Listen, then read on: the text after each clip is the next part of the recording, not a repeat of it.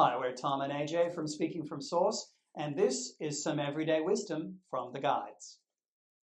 Comparison and competition keep you from community.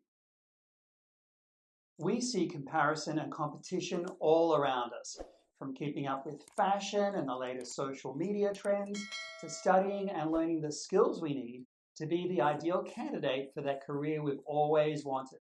So how do we reconcile the word oneness into the equation?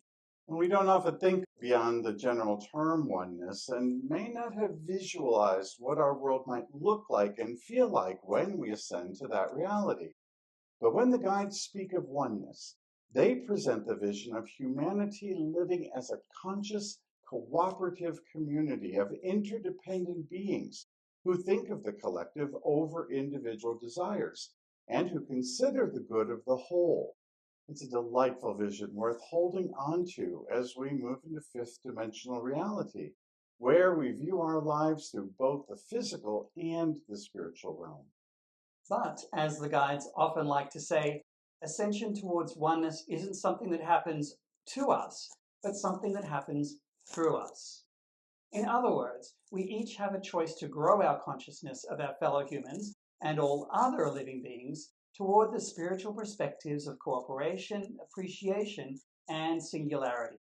Opportunities to make these choices are becoming more available to us each and every day as we awaken to this new consciousness. Yes, this message from the guides that comparison and competition keep you from community or oneness becomes an important reminder of these choices. Part of our movement toward oneness includes recognizing when our beliefs and behaviors are keeping us from reaching this form of humanity. Right. So let's do a bit of a deep dive on this, shall we? All right then. Comparison is when we judge ourselves based on the features, characteristics, or behaviors of others. Sociologists examine the ways in which we humans use social norms, what most people look like, think, or do, to determine whether we are normal and can therefore fit in. We also use comparison to determine our superiority or our inferiority to others. By comparing ourselves to others, we deny our unique individuality or that of others and set ourselves up to compete with one another. Now, chances are you may be comparing yourself to others without even realizing it, but the effect is the same. We wind up feeling less than or greater than the others around us, which leaves us ironically focused on our conformity rather than seeing what Source sees, the rich diamond with unique facets that shine only when seen as a whole. I always love being reminded of that analogy of the diamond from the guides.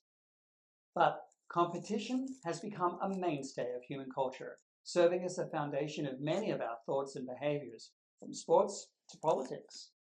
Believing there are limited resources of all kinds, we think we must step ahead of the collective to get what we need, rather than understanding that Source provides to all abundantly and without our need to prove ourselves as worthy. When we stop competing, we give others the opportunity to realize that their own worth comes from within and not through comparison. So, in summary, the guides are encouraging us here to recognize when our own habits of comparison and competitive thinking may be keeping us from realizing community. Awareness of these thoughts is the first step in making new choices based on accurate spiritual premises. The result is greater oneness and, of course, greater joy. Want more wisdom from the guides? Hit the like and subscribe button and then visit us at speakingfromsource.com.